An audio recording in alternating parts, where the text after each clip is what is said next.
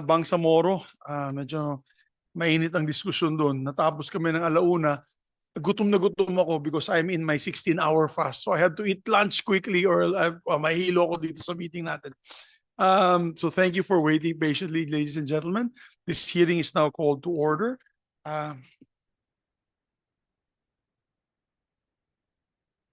So we'd like to, first of all, ask the committee secretary to acknowledge the members of the and resource persons of today's hearing. Thank you. Thank you, Mr. Chair. The committee would like to acknowledge the presence of the following guests. From the Department of Finance, we have ASEC Carlo Adriano, Attorney Mary Jean Villasol, Alan Leo T. Paran, and Judy Lascano. From the Department of Budget and Management, we have Reynaldo Moreno, Jean Cabatana, and Bianca Mina. From the Department of Trade and Industry, we have Merly D. Membrere, Attorney Lester Olimpo, Benigno Ponce, and Maria Consolacion Añez. From the Philippine Economic Zone Authority, we have Attorney Jenny June Romero, Attorney Mark Rubio, and Lisa De Vera. From the Department of Transportation, we have ASEC Marie France Tiatco and Attorney Erica Pehi. From the Civil Aviation Authority of the Philippines, we have Tadeus D. Lansang, Attorney Joy Gabriel A. Bedanya, and Attorney Jesu Trinidad Special. From the Philippine Ports Authority, we have Attorney Mark John Palomar.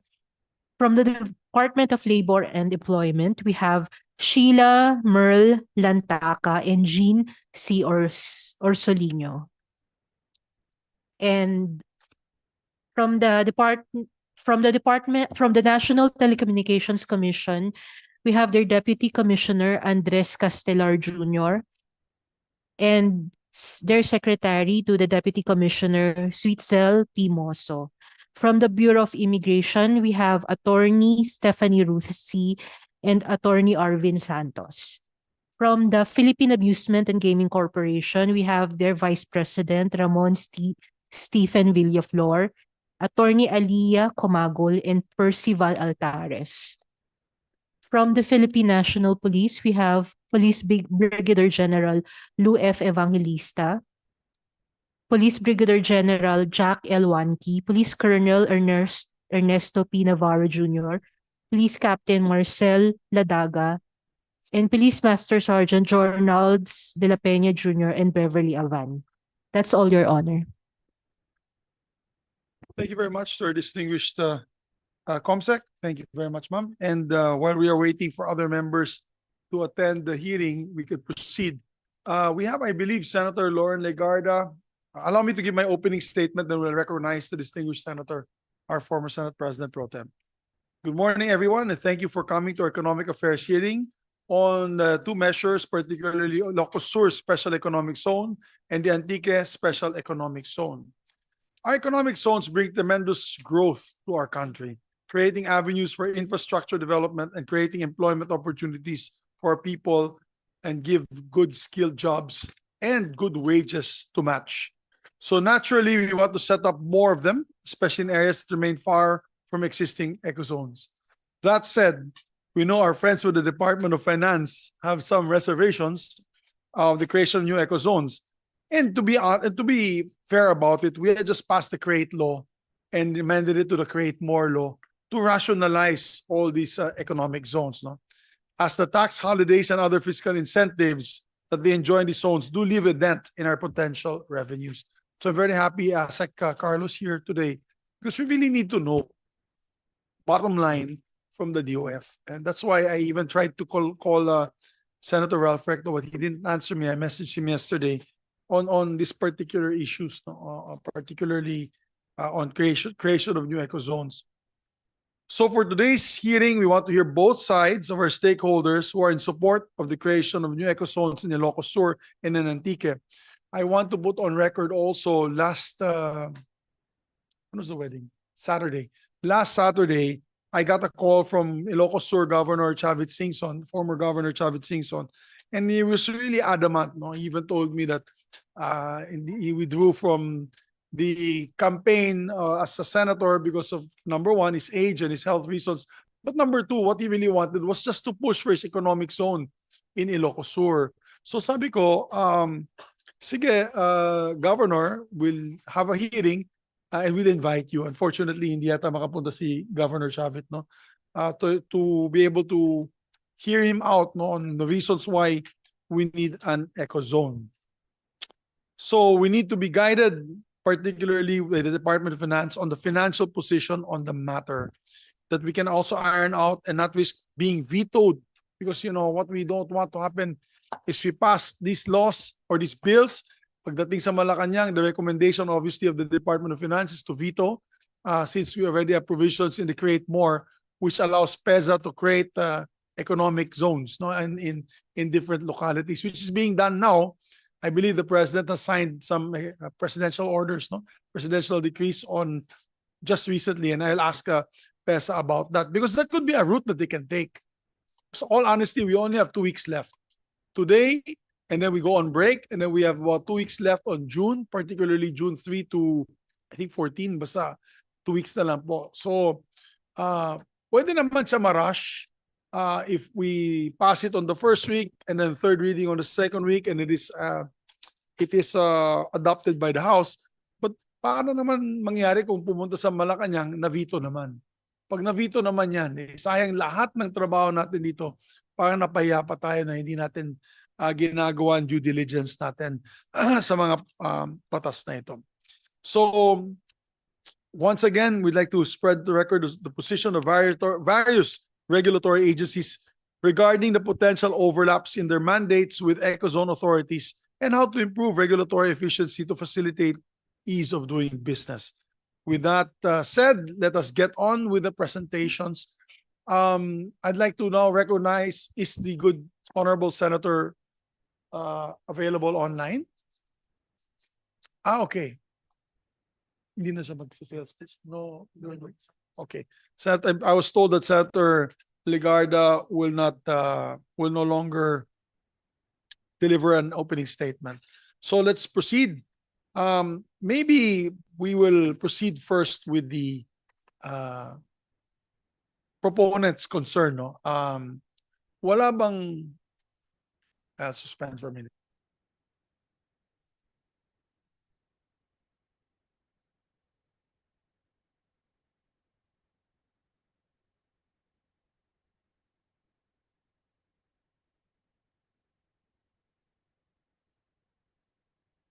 So are there any LGU representatives from Ilocos Sur? None? Are they not able to come? But they were invited. Yes. Okay. And online also, they're not here? Yes. How about Antique? None also? How can we push for something that they're not particularly interested in? Comsec. We are in a quandary. Mas masipag yata yung chairman kaysa sa mga proponents. So, maybe just call up Senator Legarda if she's interested or not in this issue. So with that said, you know, it's a local bill kasi. So local bill, pumupunta yan dito sa atin. I have actually pending 18, no? How many eco zones do we have? 19 pending eco zone creations.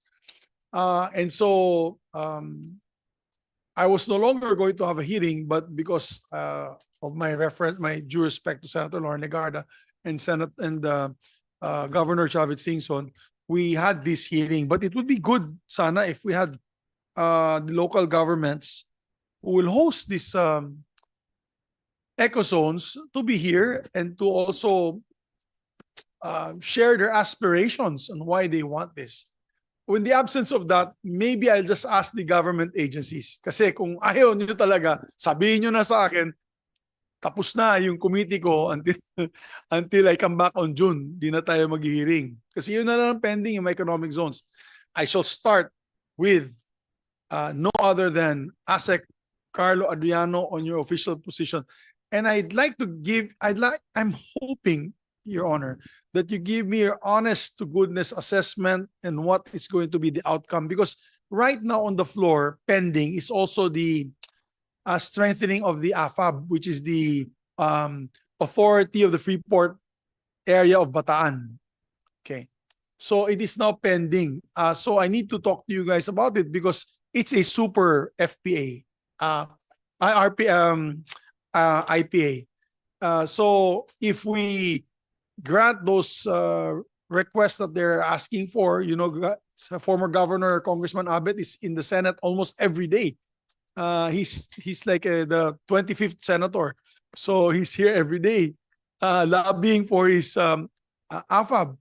But I warned him na baka naman pagdating dito sa Malacanang, mavivito yan. So magandang makuha natin yung official position ng Department of Finance. Number one, on the creation of new eco zones. Number two, okay, pending on the floor now, which is the strengthening of AFAB. Basically, they're claiming more of the government functions, the regulatory agencies, sila nagagawa lahat. Pati pagre-raid yata. Meron din yata raid ng mga but in coordination prior coordination with the police agencies to come in. Ano naman yung trabaho ng Philippine National Police tsaka yung Bureau of Customs, Bureau of Immigrations, national in scope yan. So they should be able to go in and implement their mandate. Ang gusto po ng AFAB is prior consultation. Di sila makapasok kung walang permiso. So yan ang isa sa mga nandun sa batas na yan. So we're slowly unraveling yung mga request nila. So I will now recognize the Representative Secretary Ralph Recto by no other than ASEC Carlo Adriano. ASEC? Thank you, Mr. Chair. Good afternoon, everyone. So the Department of Finance recognizes the intent of the bills to spur economic and social development and appreciates the alignment of some tax incentive provision in these bills with the Title 13 of the tax code. Now, however, we have some comments. First, on the creation of new eco zones and the establishment of new IPAs. So legislating recreation of new eco zones is no longer needed, as the Amendment Special Economic Zone Act, or RA 7916, as amended by RA 8748, already provides for the establishment of eco zones. The process provided under this law is an evidence approach to the creations of new eco zones designed to ensure that they will not be wasteful but advantageous to the national interest. And given this, one of the requirements that they need to show is there needs to be a master plan and feasibility study, basically to show that the benefits of the creation of this new eco zone is far greater than the potential cost. Now, on the establishment of new IPAs, particularly with capitalization, we note that the proposed capitalization of eco zone authority, particularly for these two bills, is around 12 billion each. And this would displace national and local government resources that could have otherwise been used to finance priority programs. And we would like to note that this does not include such other costs such as subsidies or pension benefits from the creation of new government positions. Moreover, LGUs have limited financial capacity. So most likely what will happen, the capitalization will be coming mostly from the national government, which is around 12 billion each. Now, on the subject of tax incentives, while we acknowledge that the bills already provide, and some of them are already aligned with our tax incentive under the tax code, we would like to note that the creation of an eco zone or Freeport zone does not translate to automatic guaranteed fiscal incentives. Actually, in the Create More law, which was recently signed into law, you need to be a registered business enterprise, and you still need to apply to an IPA if your capitalization is below 15 billion, and if you're above 15 billion, you have to apply to the Fiscal Incentive Review Board. And if they do not approve your application, then there will be no incentive. This would include the custom duties and the VAT. So wala pong automatic na fiscal incentive na kapag may eco zone ka or freeport zone, nandun ka, hindi po automatic ang fiscal incentives. You still need to apply. Now, lastly, sir, however, the Department of Finance will actually support any creation of eco zone as long it's private led. You would like to know that. Thank you, sir.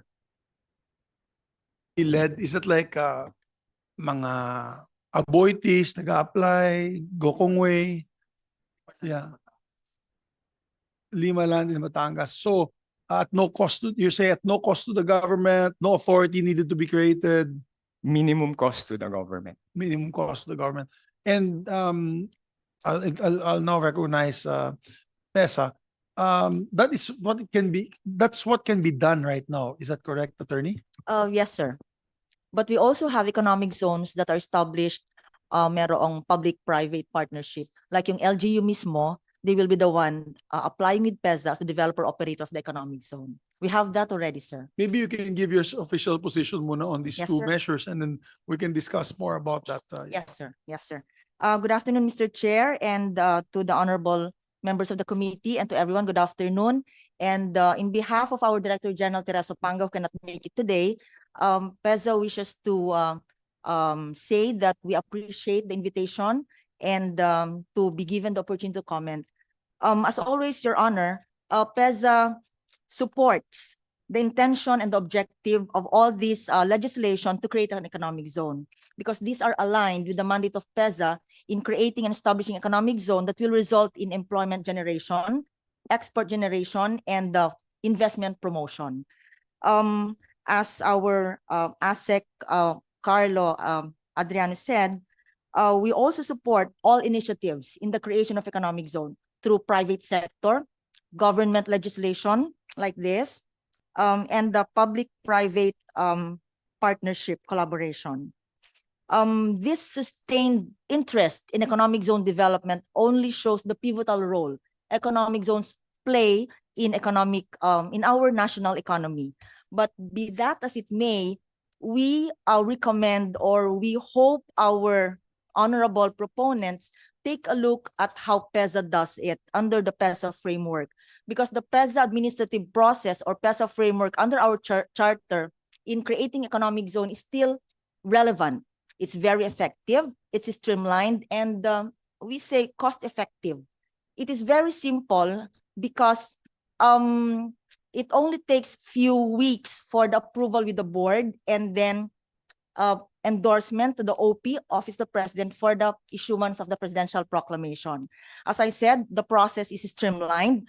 All the proponent has to do is to submit the complete requirements with PEZA. The PEZA board meets twice a month. Once the board approves the application, we will now endorse this to the OP for 3 to 6 months issuance of the presidential proclamation. The process will now save the government with much needed funds, which could be used in other more critical projects of the government.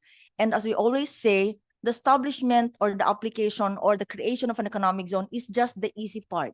The more difficult part is sustaining the viability of this economic zone, attracting investors to come in, maintaining world-class facilities, which are the come on for the investors, sir. Sure, it is. You put that on record. I was about to ask you about that also. Number one is, what are the economic zones that are already in the area, like in the region? I know Poro Point is one, di ba? No, sir. Poro Poro Point Point is from a different IPA. That's for BCDA. BCDA. Ibang IPA po yan, sir. Okay. Apo.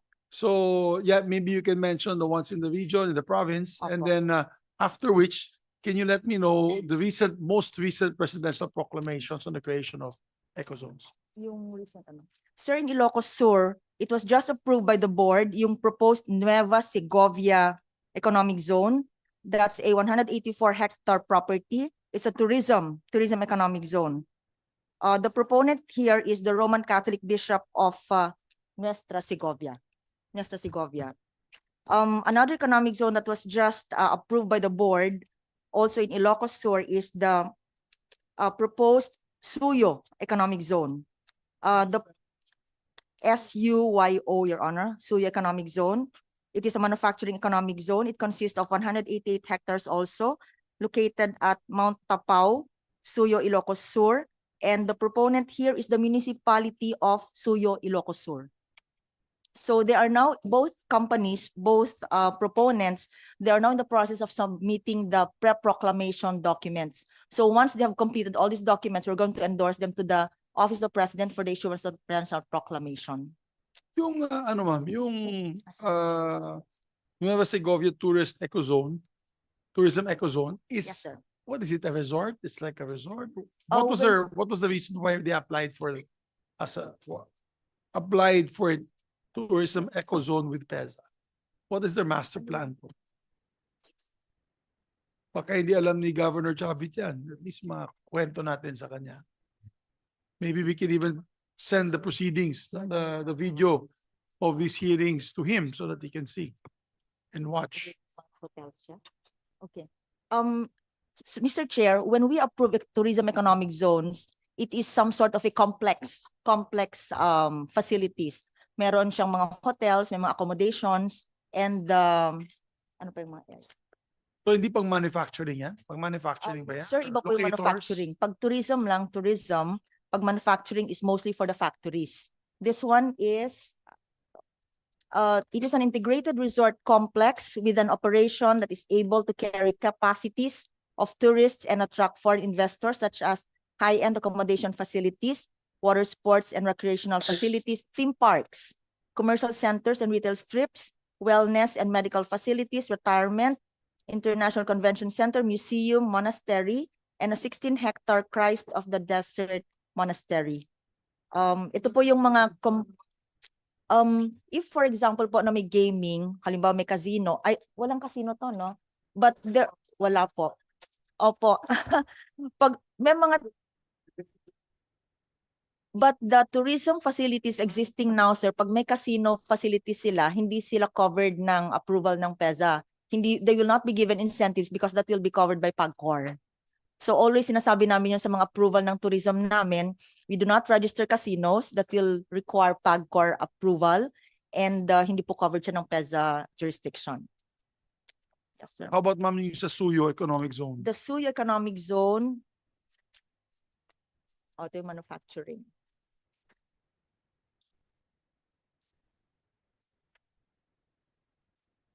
Recently, Mr. Chair, for the information of the committee also, may mga na-approve lang nilabas ng OP, yung personal proclamation in Cavite, in Las Piñas, also in Tarlac.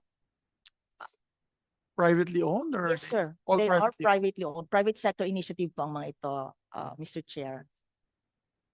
So for the record, hindi nyo pinagbabawal ang pag-set up ng economic zone. Ang gusto nyo lang po ay minimum cost to government, kasi kung gagawa po tayo ng batas ay may funding component yan, Funding tsaka component. pagtatayo ng authority, Yes, sir. which will cost, of course, considerable amount of funds from government. That's true, Pero Mr. kung Chair. private sector led or PPP, private and public sector led, okay po na idaan na lang sa PEZA, Mas favorable, most recommended through PEZA. Yes, through sir. PEZA. Is that also an affirmative aside? Carlo? Yes, Mr. Chair. So we recommend that in creation of ecozone should be consistent with existing laws. There are existing rules and regulations naman to be able to create ecozones.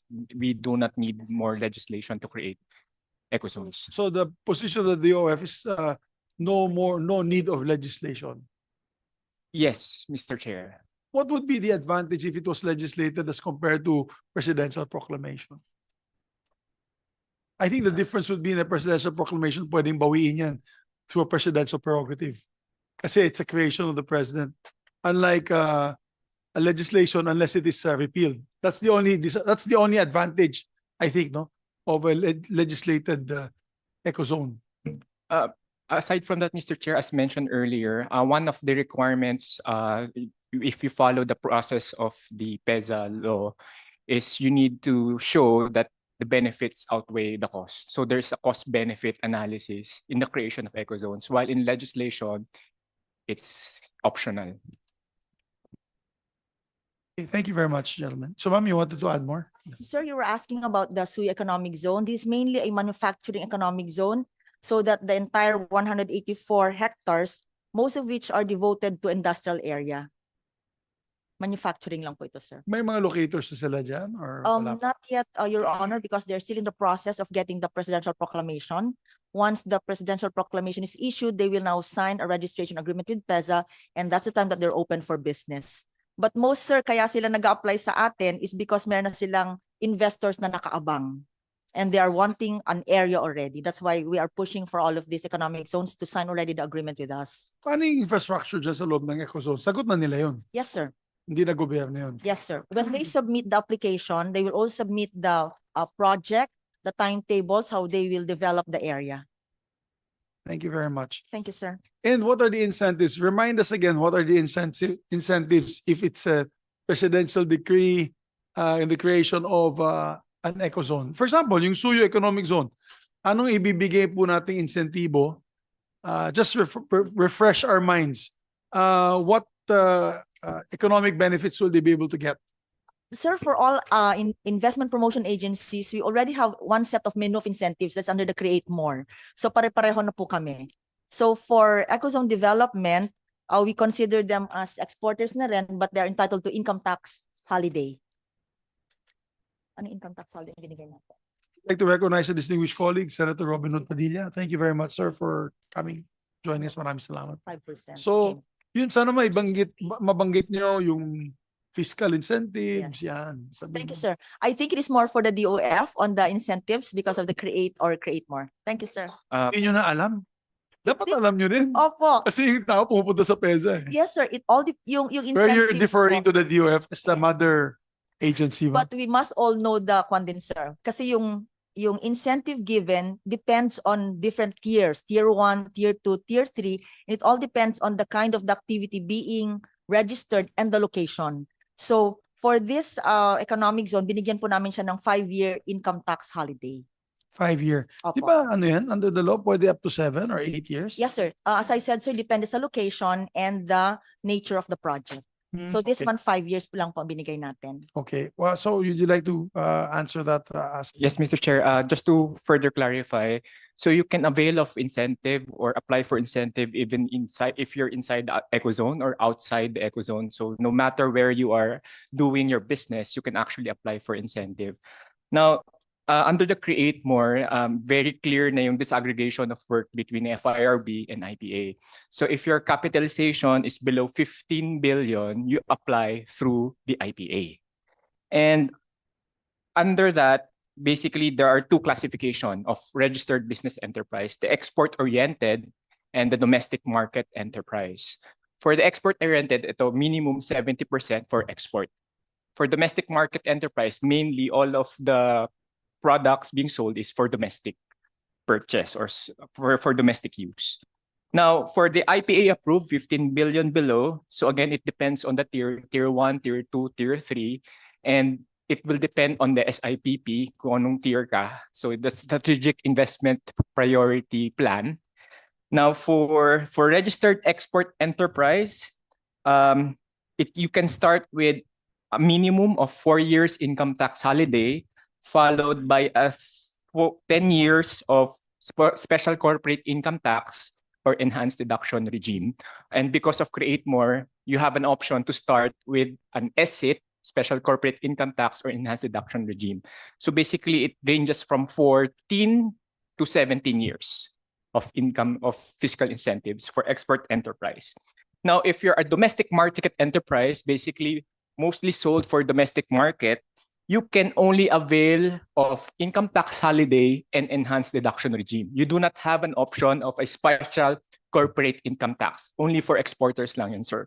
And again, the number of year ranges from as low as 14 years to 17 years. Those are for the IPA approved. Now for FIRB approved, meaning capitalization is above 15 billion, the incentive is longer. Because you have more capitalization, incentive is longer. And again, for export enterprise, you have a special corporate income tax holiday, special corporate income tax, or enhanced deduction regime. And your incentive period is as low as 24 years up to 27 years, so depending on the tier. So compared to the IPA approved, it's only 14 to 17. If FIRB, it's 24 to 27. Now for domestic market enterprise, again, you can only avail of income tax holiday or enhanced deduction regime. Again, it's also 24 to 27 years if you are FIRB approved. Now, for the custom duties and VAT exemptions, typically we provide VAT exemption if you're export enterprise. However, under Create More, there is provision there in Section 295D, wherein all local sales, kahit anong incentive package mo or your location is an ecozone or outside an ecozone, your local sales will be subject to VAT. There's a proviso there in Create More. Now, so VAT most of the time it's only for export enterprise, and we have a new one which is high value domestic market enterprise. This high value domestic market enterprise are those with a minimum of 15 billion capitalization and import substituting, or minimum of $100 million export sales. So pwede ka magkaroon ng VAT exemption if you're high value domestic market enterprises. Now for custom duties, usually all RBEs can avail of custom duties. Asek, yung question lang. So these are for locators in IPA areas.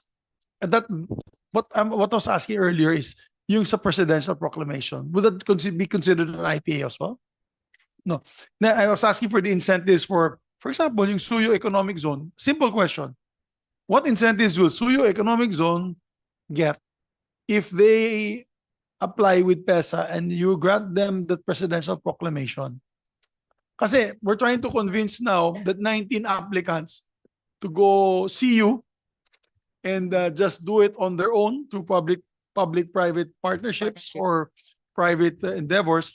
But what exactly is the economic zone incentives coming from the PEZA through presidential proclamation? Kasi what you're saying is Clark, Subic, CEZA, APECO, AFAB, di ba? So yung mga bagong nag-a-apply. Sir, they will be enjoying the same incentive under the Create or the Create More. Pareho lang, sir. And even, sir, the economic zones that will be proclaimed or that will be declared under legislation, in the proposed measure, sir, they will still state that the incentives will be in conformity with the Create or Create More. No difference, Your Honor. Refresh our minds, because we passed the Create More a year ago. So what are for the benefit of those that are here today listening, including the proponents that are online, what incentives can they avail of? Sir, yung na-discuss ko earlier, and that's why I asked you, is that for Clark, Subic, AFAB, or is that also PEZA operated zones? These are all activities that is identified in the SIPP. So if your activity, the strategic investment priority plan, so nandun po lahat ng listahan ng activities that can apply for incentives. So as long as you're there, you can apply to IPA if you're 15 billion below, or apply to FIRB if you're 15 billion above. Diyan sa Antique, nakikinig sa atin si Senator Lauren Legarda, maganda yung municipal fishing industry nila doon. Let's say they have sardines there or mackerel or something, they want to put up a canning facility and for export, most possibly for export. So what will be for example, it's a 2 billion peso plant. What will the incentives be for that plant? For this one, since it will be through the IPA, so again, if it's an export enterprise, 4 to 7 income tax holiday depending on the tier, and then followed by 14 another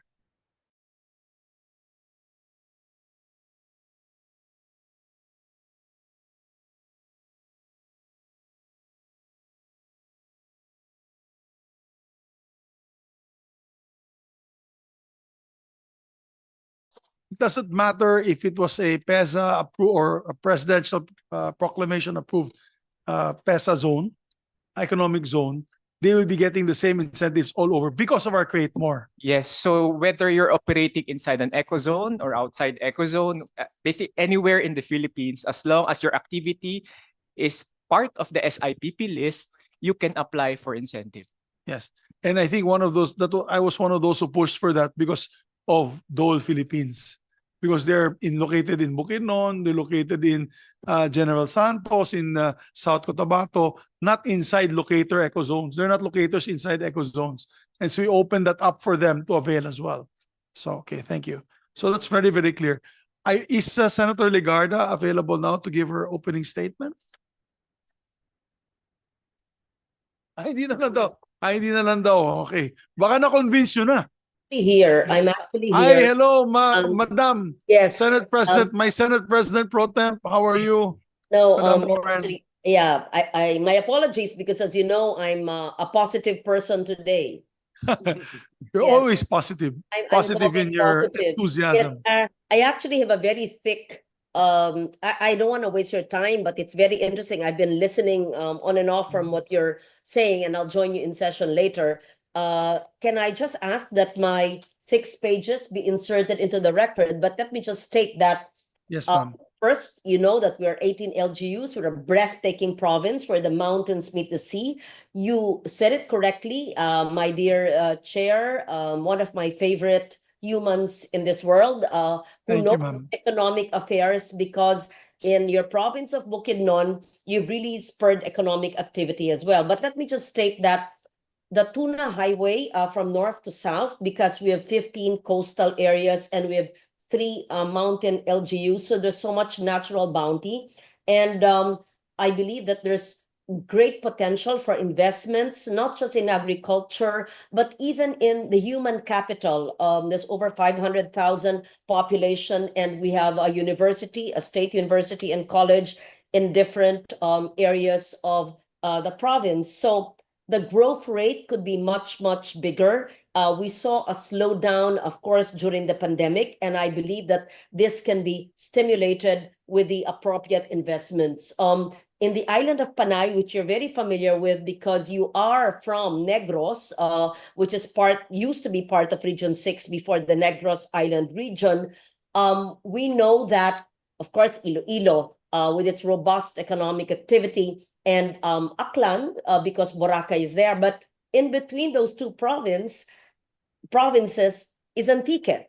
You may not all have been to that province yet, but there's great potential. So this bill seeks to address the disparities by creating a dynamic and self-sustaining economic hub, incorporating sectors such as industry, commerce, financial services, tourism, and agriculture, among others. And this will drive future growth. So this is the reason for the Antique Special Economic Zone. And I know that it could attract both domestic and foreign investments. I will not take too much time, and may I request that my 6 pages be inserted into the committee's record. I notice Senator Robin Padilla is there as well. I thank you for your support. Now, since the proposal is for a special economic zone and a free port, but you know, in legislation, I understand everything is consultative, and I will follow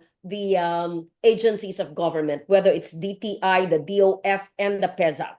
So whatever is suggested by the committee, let's say I authored long ago with Senator Gordon the Bataan Economic Zone. It started with an economic zone, and the free port was another bill altogether. So if that could be the wish based on the assessment, and I would request the chair to perhaps have a TWG so that we can meet with both DTI, the BOI, and then we could have even DOLE for interventions in helping people and their competence as well. And of course, the DOF with regard to the fiscal incentives. So I would be opening to listening to the agencies of government on how best to support this. Let me just state that ang mga puno, abukado, mangga, nahuhulog na lang na parang paraiso ang tamis at sarap ng prutas. So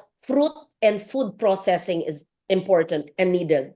As I mentioned, the Tuna Highway from the north, from Libertad and Pandan, my hometown, up to mid-Antique and the south. There's so much fish, and I would hasten to say, minsan nabubulok na lang, kulang ng blast, freezing, and perhaps canning, bottling, and all of this. At the same time, there's a young population of bright youths, pwede rin ang BPO. So ang dami talagang pwedeng gawin. Mula sa commerce hanggang sa agrikultura hanggang sa karagatan. Pero dapat sustainable lahat na hindi wawasakin ang magandang kalikasan.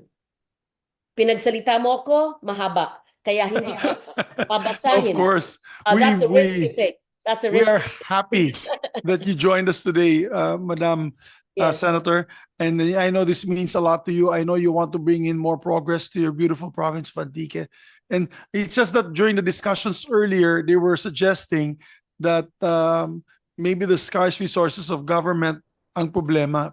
They're Yes. saying that to put up an IPA, a new legislated ecozone, would cost about 12 billion to government. That's the Then, reason why yeah. I was reluctant. I Yeah. fully understand because I recall in the previous administration, there was a moratorium on the creation of more eco zones. That is why I'm glad the chair mentioned that. I think before pandemic, in the previous PEZA, there was an attempt to just maybe declare a building or even one floor as not an eco zone, but a what do you call the area under PEZA? Just a declared PEZA site, not even an eco zone. At least that could be a compromise. So that's a reason why I said that a legislated standalone eco zone may be difficult considering the limited financial resources of government. So, Madam Senator, they've already mentioned that they are not discouraging. As a matter of fact, they're encouraging private sector run or PPP. So, like Yeah. the province of Antique, the provincial government, or the municipal governments of Antique can come up with a PPP with a private sector developer for an eco zone. As a matter of Sure. fact, as mentioned by Attorney Romero of the PEZA, in one province alone, for example, in the province of Governor Chavit Singson sa Ilocos Sur, because one of his one of the applications today in the hearings is his eco zone. They have two called Nueva Segovia Tourism Eco Zone and Suyo Economic Zone. Yung Nueva Segovia Tourism Eco Zone is privately run, particularly by the Catholic Church, right? Catholic Church. The second one is the Suyo Economic Zone, which is a PPP with the town of Suyo, Ilocos Sur. So it could also be possible that another quicker route, and according to them, it's actually easier and faster because they tackle these requests twice a month. They have a board meeting twice a month, and it's easy to have them approved and endorsed to the office of the president for presidential proclamation. I fully understand that, and that's a reason why I was reluctant. I was listening to you earlier, and I was reluctant to give my opening statement because this is the legislated standalone, just like the CEZA or the APECO. And I know that there was a moratorium on this years ago, and I realized the limited financial resources of government, it could be a hurdle. However, there are many ways of skinning a cat. And as you said, the municipal or even provincial, but private PPPs is an option. And I would be happy to explore other possibilities as other provinces have done. And thank you for giving me the time, even with my present positive condition. Thank you very much for attending. We really appreciate all your inputs. And again, I know that Antique means a lot to you, close to you, very close to your heart. And that's why we heard this today, because I didn't want to, of course, pass this 19th Congress without hearing your very important measure in my committee. But it's glad that we get all the inputs. I'm glad that we're getting all the inputs from all the agencies, because this is also a guide for me, because there's 19 other measures waiting for my approval, including one from Senator Padilla, which is the Norte. Camarines Norte Eco Zone. Yes. So yes.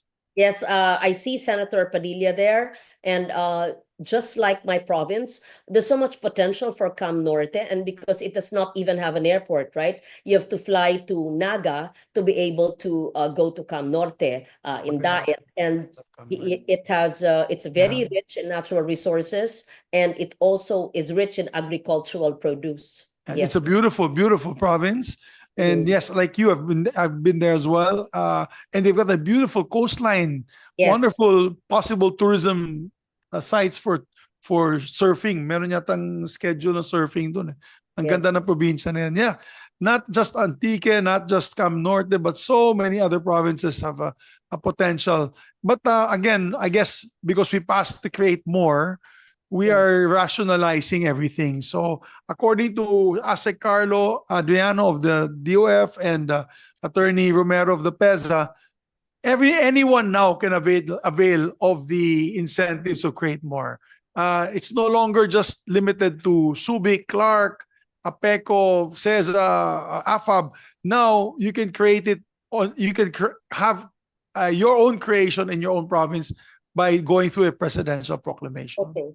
So what the chair is saying is that we don't have to go the long route anymore before Create More was enacted into law. Because of Create More, there is now an easier rather than a circuitous route to do the economic zone. And this is by utilizing the provisions of the Create More law. That's what the chair is saying, right? Okay. That's absolutely correct, We take Madam. note of that. Thank you. Thank you very much, Ma'am Lauren. Next, see you soon. Thank you. See you later. Thank you, Paul. So yes, Attorney Jenny.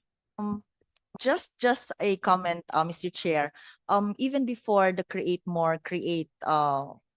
laws were passed, the PEZA process of establishing economic zone has always been there. In fact, sir, as regards the eco zone of Antique, we already have initial talks. The office of Congressman Leviste already discussed with PEZA their possible creation of economic zone under PEZA.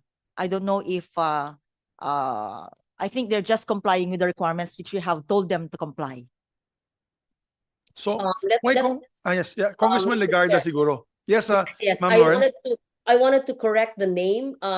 The congressman of the Lone District of Antique is Congressman A.A. Legarda, my brother, and I was the congresswoman 2019 to 2022. So the name mentioned by the good lady may not exist. I just wanted the name corrected on record. And even Yes. before my brother reached out to PEZA, when I was a congresswoman, we had initial talks, the time of Ching Plaza yet, the time of the late mayor of San Jose, Elmer Untaran. There were talks so that we could have the business park of San Jose be designated as a special economic zone. Okay, I just wanted that on record. Thank you, Mr. Chair. O baka pagkamalan Thank pang you. boyfriend ni Senator Legarda si Congressman Thank you, ma'am. Leviste. Sorry for It's that. Thank you. actually there will be soon a Congressman Leviste from the first district of Batangas, but Anak ko that is yun. still coming Anak ko. soon.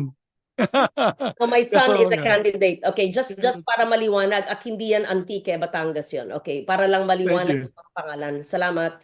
Thank you. My apologies, ma'am. Congressman Legarda dapat pala. Thank you, ma'am. Mr. Chair, Yes, a yes, comment as ask. well. So for the creation of EcoZone, it's under the Special Economic Zone Act, which is RA 7916 as amended by RA 8748. Now for the fiscal incentive, ito yung sa Create. It started with Create, wherein even if you're outside an EcoZone, you can actually apply for fiscal incentives. And then Create More, what it did is fix the problems under the Create Act, plus make the incentives more competitive. Thank you very much for that. At least we're very clear with that now. And I have an answer to tell my colleagues in the House of Representatives about their bills pending here in our committee. But let's continue on with the other resource persons. Malalayo mga binahe nito mga to. So at least let's give them also their chance to speak up. Maybe General Evangelista or General Wanki, whoever would like to start first. Sino ba mas senior sa inyo? Or yes, sir. Please go ahead, General. Yes, sir. Good afternoon to our esteemed chairperson. I am the Police Regional Director Police Regional Director of Police Regional Office 6, which covers the area of Senator Legarda. And of course, we strongly support the plan of establishing the special economic zone in the said area, no, in San Jose Antique. And because in the recent years, the province of Antique posted notable improvement on peace and security. It has zero major crime incident and index crimes, and the province is among the lowest in terms of index crimes in Western Visayas. So notably, the province of Antique is among the provinces in Panay Island with the status of stable internal peace and security that was declared by our brothers in arms, the Armed Forces of the Philippines, which means that it's already the insurgency is manageable and the area is already ready for development. And in fact, for the past years, no incidents of armed encounter has been recorded in the province, and it indicates a positive impact of proactive efforts on local governance. So having this consideration, it is welcoming for Region 6, the proposed establishment of the Special Economic Zone and Freeport in the province of Antique. So the proposed project is undeniably big, and it seeks to positively impact the local economy and ultimately the quality of life of the people there. The anticipated economic progress is just one side of the coin, though the other side is a challenge that the project poses to peace and order and security. However, we submit that this is not much of a concern, knowing the capability of the PNP in Police Regional Office 6, including the Antique Police Provincial Office, in carrying its law enforcement and criminality functions. And we also thank our good Senator Lauren Legarda for her unwavering support to improving the logistical capability of Antique Police Provincial Office, including the Police Regional Office 6, and for being instrumental to bringing relevant projects in that part of the country. So the eventual passage of Senate Bill 2322 into law will certainly open the gateway to unprecedented economic progress in the province of Antique and wide avenue of opportunities, not only for Antiqueños, but also for people in other parts of the region. So we look forward to seeing this proposed project turns into reality. That's all, sir. Thank you very much, General. General Evangelista, would you like to make a comment on Region 1? I think you're in Region 1. Yes, sir. Good afternoon to everyone, especially to our chairman, sir. A pleasant good afternoon. I am deeply honored to address this public hearing today as we convene to discuss important matters outlined in Senate Bill number 1599. It is with a profound sense of duty and responsibility that I stand before you representing the dedicated men and women of the Philippine National Police to offer our valuable insights and perspective on the proposed legislation. The establishment of a special economic zone in a portion of Salumagi Cove and in the municipalities of San Juan and Cabugao, Ilocos Sur is a breakthrough in the region's economic landscape. The municipalities of San Juan and Cabugao are situated along the northern coast of Luzon with direct access to major transportation routes and proximity to national road networks, making them attractive sites for trade and export business. The proposed establishment of a special economic zone in these municipalities is a catalyst for growth that nurtures innovations, spurs job opportunities, and elevates the living conditions of residents, complementing its geographical advantage. While Region 1 is already surrounded by numerous tourist destinations, this bill positions two of our municipalities as a destination for both domestic and international investors. This will also translate into expanding the networks of stakeholder support, not only on the plans and programs of the PNP, but also to the local government units and other government agencies. As for the peace and order situation, these municipalities stand in a generally peaceful neighborhood, and with the proposed project, the PNP commits it to enforce and intensified law enforcement strategies that will contribute to an enabling environment replete with tax incentives, streamlined regulations, robust infrastructure support, and nurtures an ecosystem ready for innovation and interactive cooperation among enterprises. Senate Bill number 1599 aligns harmoniously with our nation's vision for sustainable development. It transcends a mere proposition. It embodies a compelling necessity. It signifies an investment in our community's future, charting a course toward economic expansion, job generation, and sustainable progress. With this, we look forward to a productive discussion and refinement of this proposed bill that will benefit the Ilocano communities. Maraming salamat po, sir. Very much, General. Appreciate your comments on the issue. May we also ask the BOI? Nandito po si Attorney Lester Olimpo. Maybe you can give your comments as well on these creations of eco zones. Good afternoon, Mr. Chair and the members of the committee. For the BOI, we have always expressed our support in measures that promotes investments, which contribute greatly to job generations and industry development. However, with regard to the creation of the special economic zone, we defer to the wisdom of the Congress, considering the veto messages have been issued to similar measures. So That's good you informed the committee. So there were vetoed bills already, vetoed measures. considering the veto message which was issued during the 18th Congress regarding the Bulacan, that was The what- Bulacan Eco Zone. Yeah, That's correct. yeah, okay.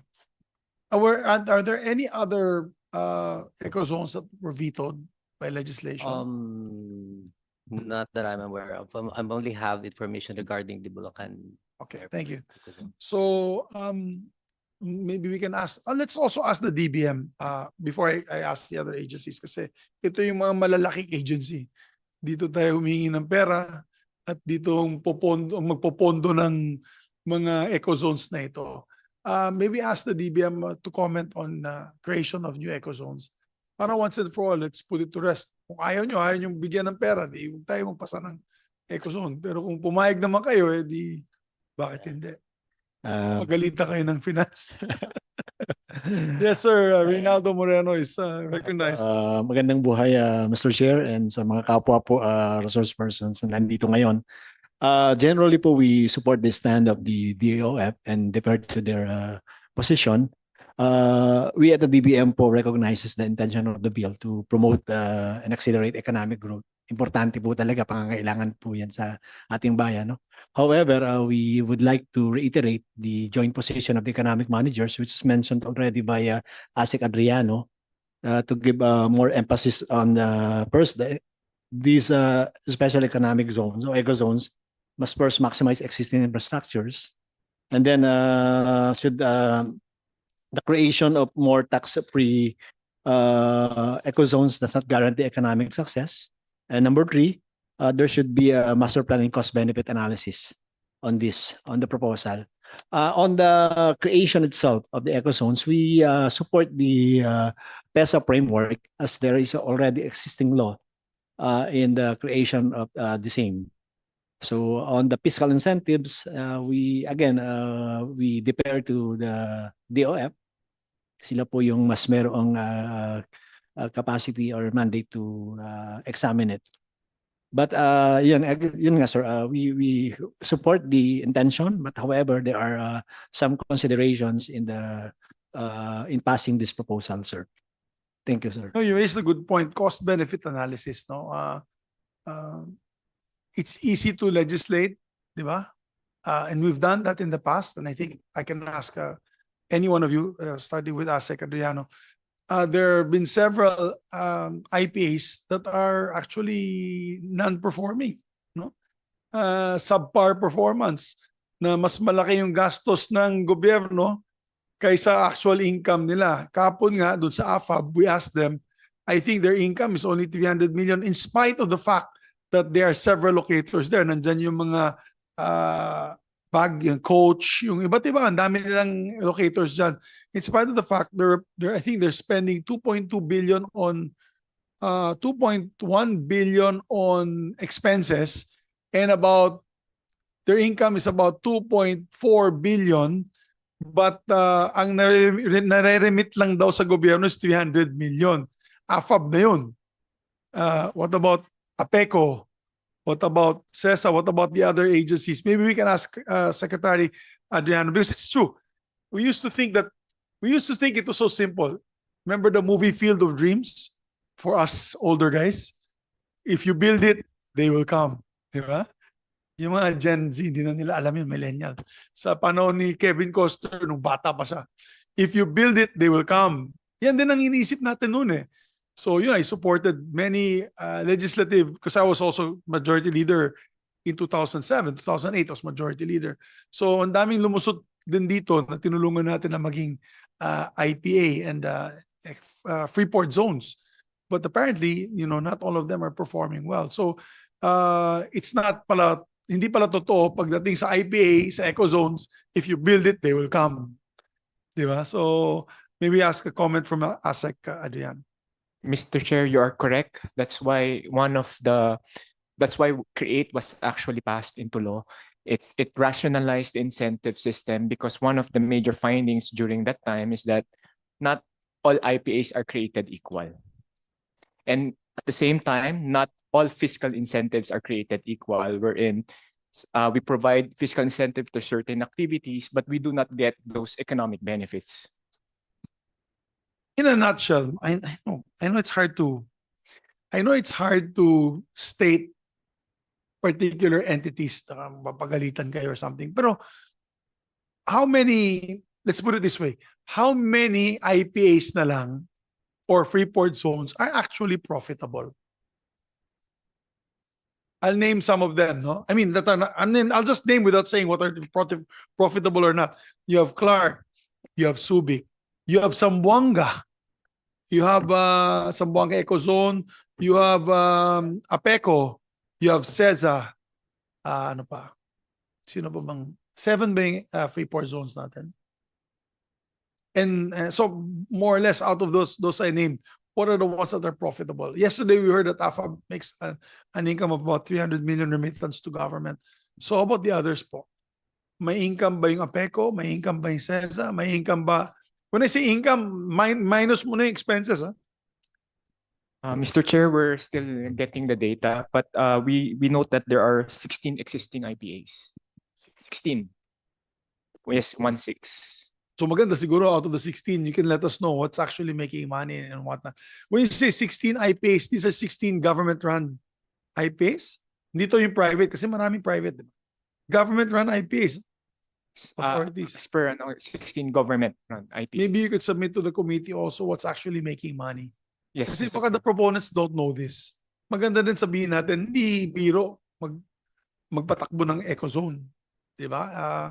So baka maging drain pa to sa gobyerno. If they're asking for 2 billion a year for funding, which the 2 billion can actually go to the modernization of the PNP, buy them more vehicles, buy them more firearms. And our Navy, who God knows we need now, because there's always trespassers in our sovereign area of the Philippines. No? So let's move on. Another big agency is here. We maybe while waiting for your data. Yes, Mr. Chair, we will submit, and Thank you. We're asking now if we have data on the profitability. Thank you. Thank you. We will now discuss also the issue with BIR. Yan. Si Sir Albert Tibayan of the BIR, what are your positions on the creation of these new eco zones? Well, for the BR, Mr. Chair, we'll just adopt the policy direction of the DOF. If, as per the cost-benefit analysis, the overall benefits would outweigh whatever initial reduction in collection caused by the tax incentives, if the economy would benefit, which will result to overall tax collection growth, then we're all for it. To add, Mr. Chair, created a service in the BIR solely dedicated for these RBEs. And due to this focus, I think tax compliance will be easier, more convenient. Tax rules will be better streamlined. So overall, providing a better taxpayer service and experience for RBEs. So, thank you, Robert. Salamat. So you defer to the position of the DOF na it's no longer needed. In other words, we'll adopt their position. position. Yes. Okay. So next we'll go with trade and industry. Ma'am, Membrere. Hello, ma'am. Thank you, Mr. Chair. Magandang hapon po. Tama, sir. 3 o'clock po kami nagbiyahe from Ilocos region. So marami pong salamat for this opportunity. And of course, from the region, we really support this bill. And the mandate naman po ng DTA is really to support yung ating mga businesses, especially the spur of economic development po sa region, because maybe with this bill, talaga pong magkakaroon tayo ng maraming investment to help our micro, small, and medium enterprises po. And as we all know, the DTI will always be there to thrive to have a business, a conducive business environment. So rest assured, whatever happened to this proposed bill, we will be there to support. Thank you po. Thank you very much, ma'am. Sa Department of Transportation, lumabas si Asek Marie. How about you, sir? I cannot read anymore. Malayo na po. Could you introduce yourself? From the Philippine Ports Authority, sir. From the PPA, yes, please. Aye, sir. We've submitted our position paper, but a short statement. Good afternoon, everyone. The Philippine Ports Authority fully supports initiatives that drive economic growth, including the establishment of special economic zones in Ilocos Sur and Antique. However, we strongly recommend that port administration remain within a unified national framework under PPA, rather than creating separate port authorities for these zones. Our experience with other decentralized port administrations has shown that fragmentation leads to regulatory inconsistencies, inefficiencies, and logistical challenges. Different tariff structures, conflicting development strategies, and regulatory confusion among port users ultimately disrupt trade facilitation and shipping connectivity. Furthermore, PPA operates on a cross-subsidization model where revenue-generating ports fund the development of smaller but strategically important ports in missionary areas. If ports in Ilocos Sur and Antique are removed from PPA's jurisdiction, they risk losing access to long-term infrastructure funding and investment strategies that are critical for their sustainable development. Rather than establishing separate port authorities, we propose a coordinated governance model where the economic zones work closely with PPA. This approach ensures investment flexibility while maintaining harmonized regulations, tariff structures, and national port development priorities. PPA remains committed to supporting economic growth while ensuring a cohesive and efficient port system that benefits the entire country. We urge the committee to carefully consider the long-term implications of port fragmentation and maintain a unified national port strategy under PPA. Thank you. Thank you very much, Attorney. Thank you. Yeah, we also need your assessment on the strengthening of AFAB bill that's pending on the floor. Kasi may mga tanong din si Senator Coco Pimentel about that, na part of the mandate that they are asking under this new amended law of AFAB is to port operations to be given to them. Pero hindi na sa PPA, hindi na sa inyo. Hindi ko pa narinig yung statement niyo from the very beginning kasi I think when we had the hearing, either nobody attended or they did not submit a particular position. So I think one, we- yes, I think I was present during that same were you hearing, present and we there? submitted a position paper, and we committed to assist the committee in the fine tuning of the provisions. We have yet to receive an invite. right now, kasi right now we are, it's a bit on hold because of the questions raised by the minority floor leader, which were valid questions. So I think you should make your voice heard at this point in time. Baka you can tell GMJ Yes, Mr. Lion, Chair. we can come out with that. All right. On the other departments, so nandyan na po si Ma'am Marie Tiatko. Kala ko kanina Piatos. Tiatko pala. Ano yun? Tiatko. Kala ko nandito na siya. So, Mr. Chair. yes, Madam, would you like to, the Department of Transportation, I think CAP is also here, no? Yes po. Insofar as for the transportation concerns, we have no objection. We, in fact, defer to the wisdom of the PEZA. So, provided that the establishment, as mentioned by Attorney Palomar, provided the establishment, construction, operation of shipping industries, port services, and including airport operations in the economic zone, be consistent with the mandates and charter of the PPA, CAAP, and Marina. Yes. In other words, you don't mind the creation of the ecozone as long as Yes. management of the ports and the airports are still given to the regulatory bodies, Yes po. the Yes. national regulatory Yes. bodies. Yes. Tama. Okay, thank you very much, ma'am. I think CAP, attorney, you're here as well, ma'am. Attorney Joy. Good afternoon, Mr. Chair. I am Attorney Gabe Bedanya from the Civil Aviation Authority of the Philippines.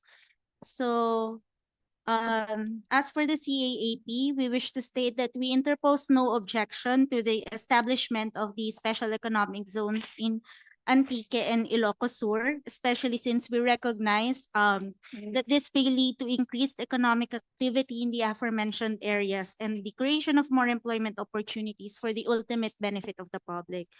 However, while we generally support the initiative, we note that Section 9D of Senate Bill number 5099 and Section 11F of Senate Bill number 2322 might encroach upon the jurisdiction and regulatory functions of the CAAP, considering that they essentially state that the subject special economic zone authorities shall have the power to regulate airport operations, which is a power already vested to CAAP by Republic Act 9497.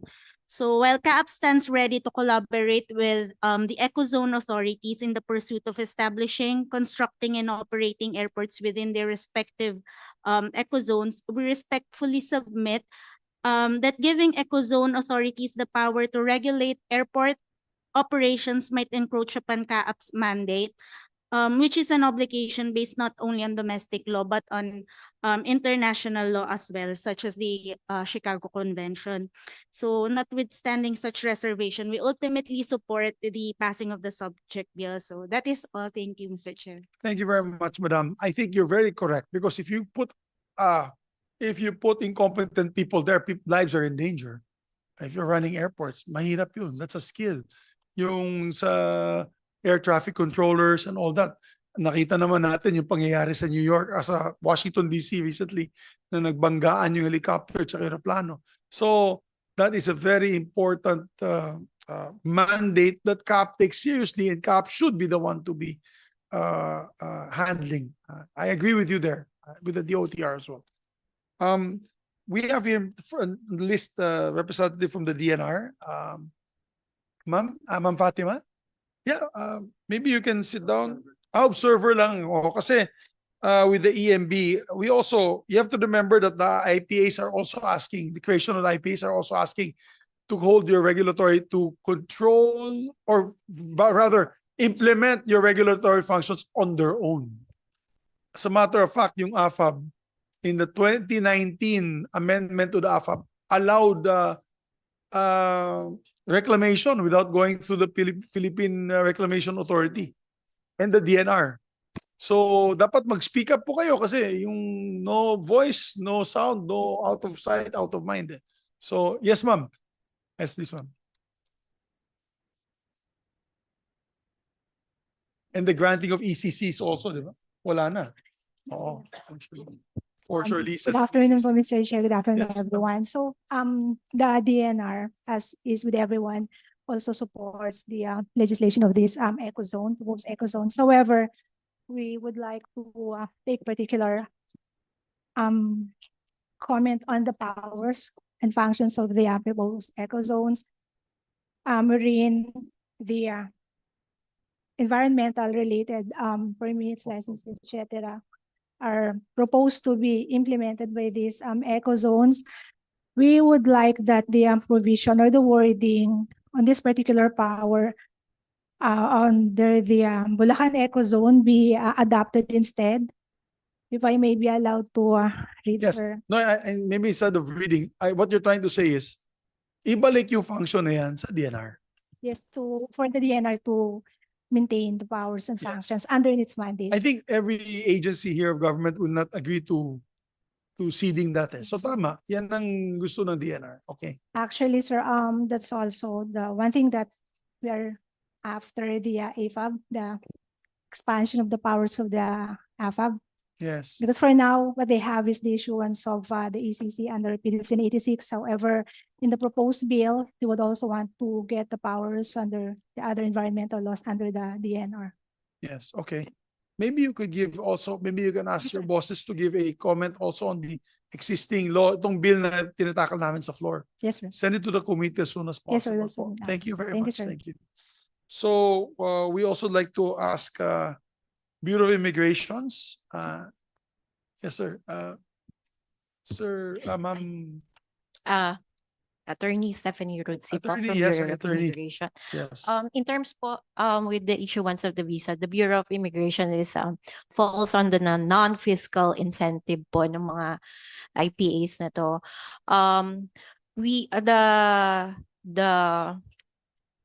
The position of the BI is that we propose to have the same provision with the legislation po na existing legislation of the IPAs, wherein these IPAs have the authority to issue their own visa, and then the immigration entered a memorandum of agreement with them, and then we implement their visas, their investors' visas, and working visas.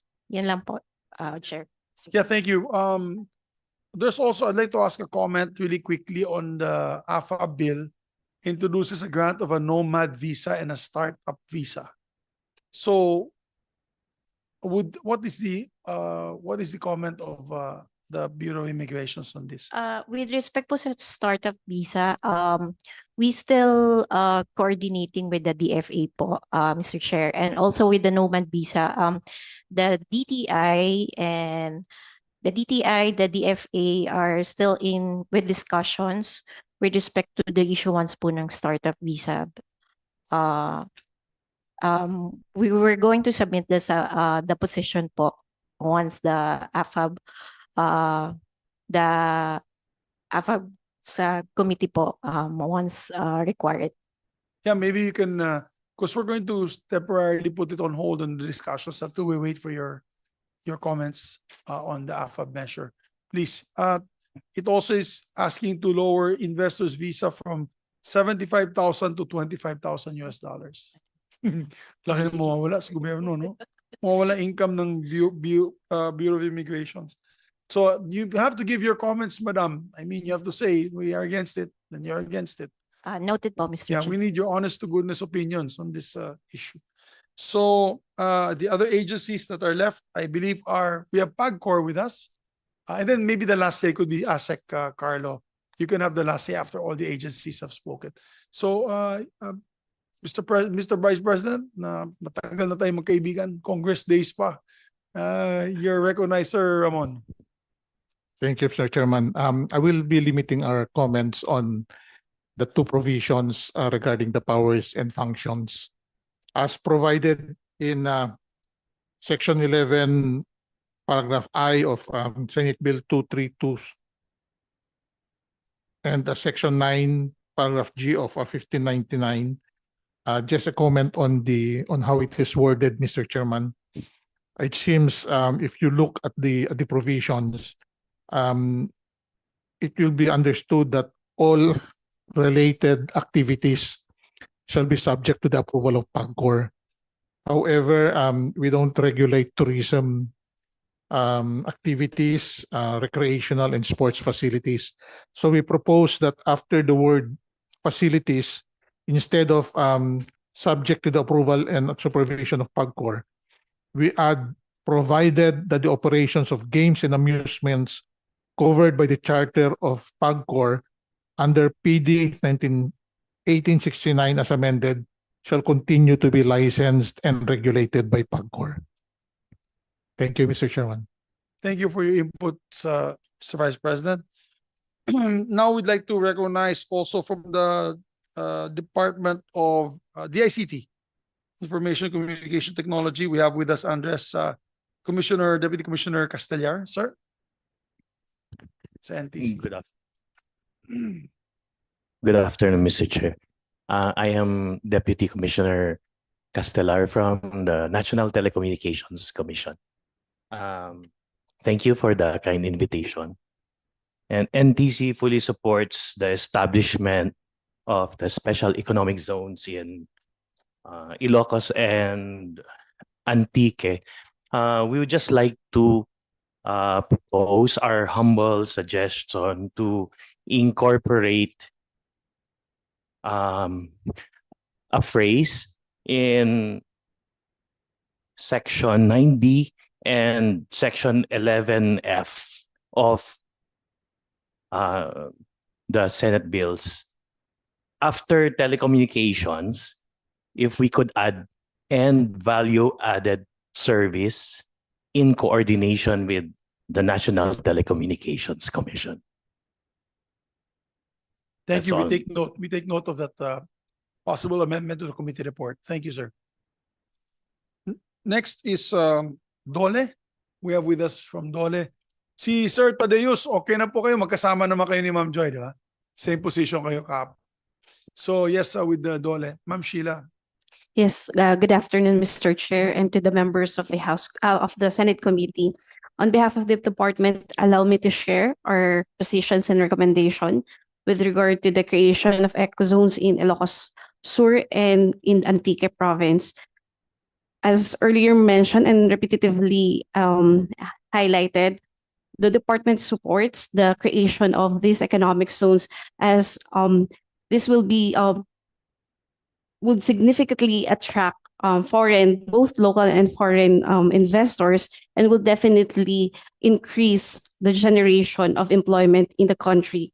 We also note that the objectives of these bills is aligned with the key objectives of the department, including increasing employability of Filipino workforce and expanding access to employment opportunities and strengthening shared labor market governance. Indeed, the creation of economic zones in the countryside has proven to be the best economic drivers. With regard to the specific comment, may I kindly note for the consideration of the body during the creation of TWG on Section 9, Investors Visa of SBN 1159 and Section 9 of SB 322. With respect to this provision, we kindly note that the department is already implementing its guidelines on the issuance of alien employment permit for foreign nationals.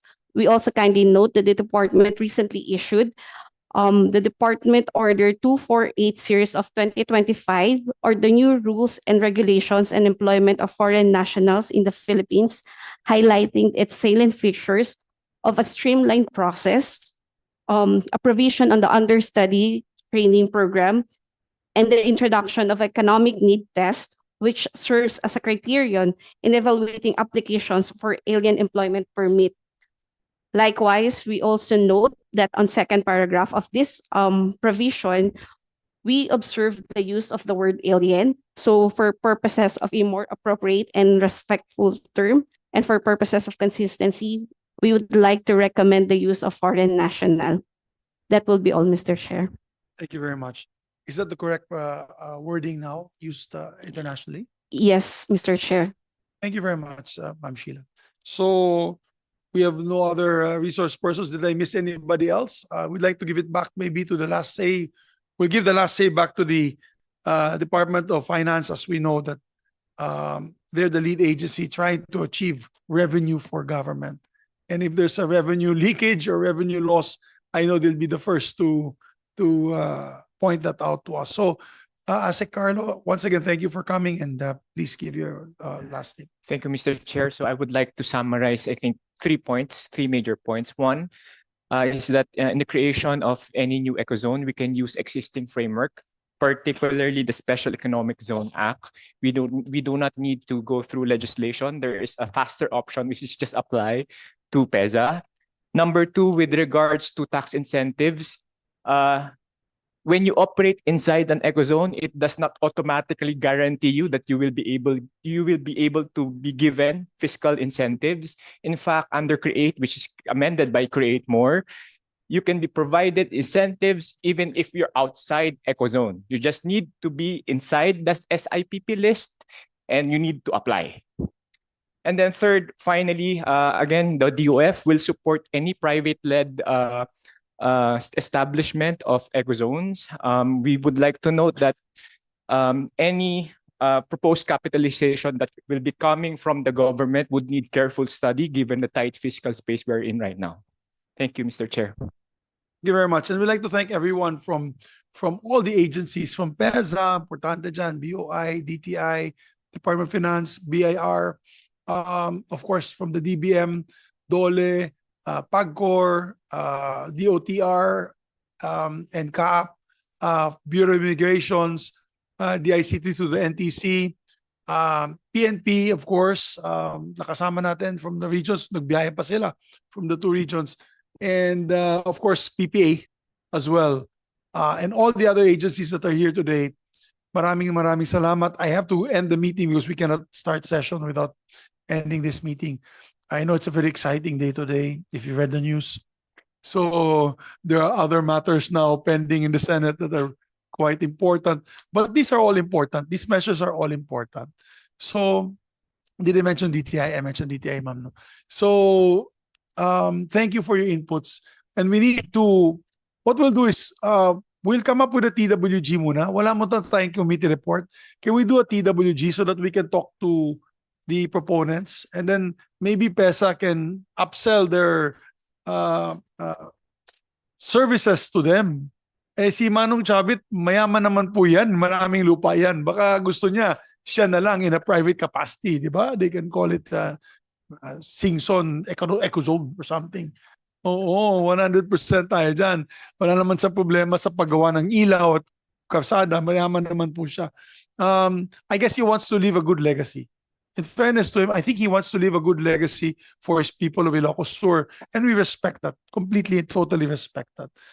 Parang tatay ko na rin siya. So, and that's why we had this hearing in deference to the request of our distinguished former governor of Ilocos Sur. We will reach out to him, and maybe in the technical working group, we'll invite you guys again together with him if he can, and the other proponents. So thank you for guiding me on this. Once again, maraming salamat, and happy Valentine's to everyone. This hearing is now adjourned. Yes.